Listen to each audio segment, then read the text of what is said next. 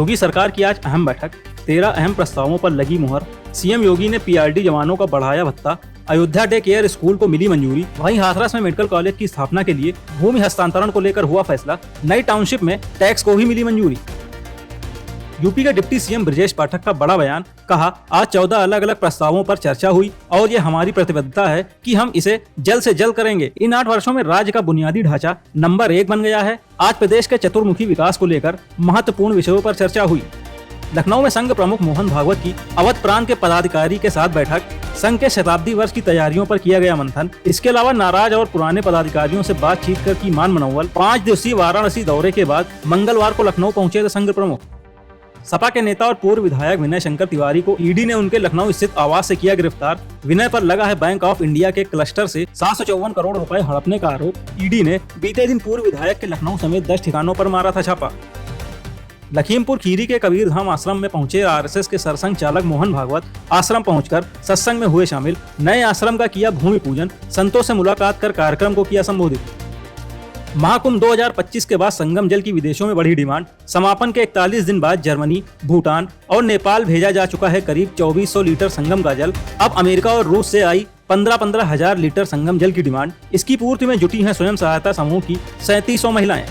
संभल की शाही जामा मस्जिद के बोर्ड का बदला जाएगा नाम। अब शाही जामा मस्जिद का नाम होगा जुमा मस्जिद। एएसआई की तरफ से भेजे गए नए साइन बोर्ड में लिखा है शाही जामा मस्जिद का नया नाम। सत्यव्रत पुलिस चौकी में रखा गया बोर्ड जल्द ही लेगा पुराने बोर्ड की जगह।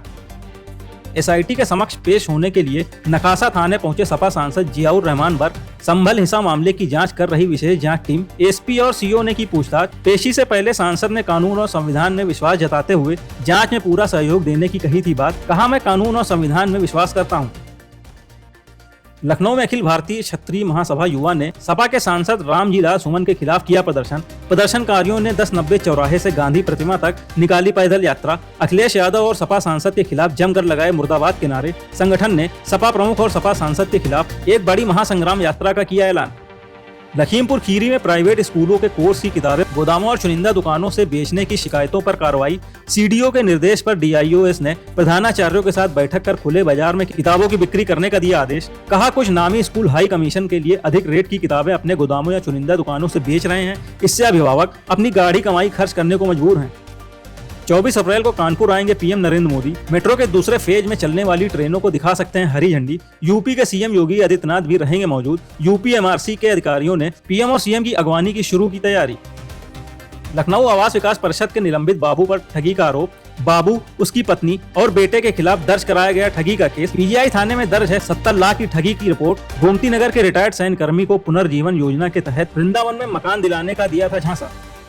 रायबरेली के जिला अस्पताल में जल्द शुरू होगी आईसीयू की सुविधा। 10 बेड का आईसीयू वार्ड बनाने की शुरू हुई तैयारी। वेंटिलेटर के साथ बेड पर ही ऑक्सीजन की होगी व्यवस्था। हार्ट मॉनिटर की भी बेड पर ही होगी सुविधा। जिला अस्पताल में ये सुविधा उपलब्ध होने से मरीजों को मिलेगी राहत। यूपी बोर्ड परीक्षा 2025 में शामिल परीक्षार्थियों को है रिजल्ट का इंतजार। अप्रैल के अंत में परिणाम जारी होने की है उम्मीद। हाई स्कूल और इंटरमीडिएट का परीक्षा फल तैयार करने की प्रक्रिया 9 अप्रैल के बाद होगी शुरू। रिजल्ट तैयार होने में तकरीबन 15 दिनों का लगेगा वक्त। अलीगढ़ में मुस्लिम जिम संचालक ने हिंदू युवती से किया दुष्कर्म। नाम बदलकर और धर्म छिपाकर की थी दोस्ती। होटल में बुलाकर की वारदात। पहचान उजागर होने पर युवक ने युवती को दी धमकी। भाजपाइयों ने थाने पहुंचकर की शिकायत। मामला दर्ज कर आरोपी की तलाश में जुटी पुलिस। अवियाना ढिल्लो बनी राज्य शतरंज चैंपियन। अंडर 7 बालिका वर्ग की राज्य शतरंज विजेता। नेशनल अंडर 7 शतरंज चैंपियनशिप में करेंगी यूपी का प्रतिनिधित्व। सीतापुर में कराई गई थी शतरंज चैंपियनशिप प्रतियोगिता। देवरिया की डीएम दिव्या मित्तल की बेटी है अवियाना ढिल्लो। बिजनौर में जिला बजरंग दल गोरक्षा प्रमुख की हत्या। गला काटकर उतारा गया मौत के घाट। शव को दबाने के लिए कमरे में मिला 5 फीट गहरा गड्ढा। मृतक के मामा ने पिता, सौतेली मां, सौतेले भाई, सौतेली बहन और बहनोई के खिलाफ दर्ज कराई एफआईआर। पुलिस ने सौतेले भाई को किया गिरफ्तार। वक्फ संशोधन कानून को लेकर मणिपुर में बवाल। मुसलमानों की भीड़ ने फूका बीजेपी नेता असगर अली का घर। वक्फ संशोधन अधिनियम का समर्थन करने को लेकर भड़के मुस्लिम।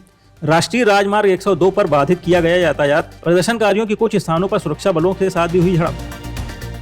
आईपीएल 2025 में आरसीबी ने मुंबई इंडियंस पर 12 रनों से दर्ज की जीत। 10 साल बाद वानखेड़े स्टेडियम में मुंबई को मिली आरसीबी से हार। मुंबई ने टॉस जीतकर चुनी थी गेंदबाजी। बेंगलुरु ने 28 ओवर में 6 विकेट खोकर बनाए 221 रन। जवाब में 20 ओवर में 9 विकेट खोकर 200 रन ही बना सकी मुंबई की टीम।